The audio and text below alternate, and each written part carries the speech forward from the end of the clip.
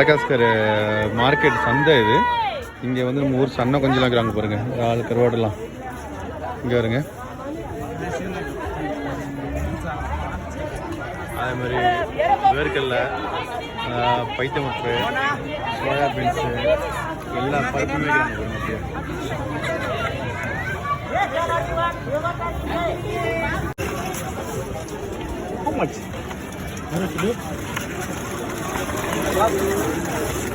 O good good.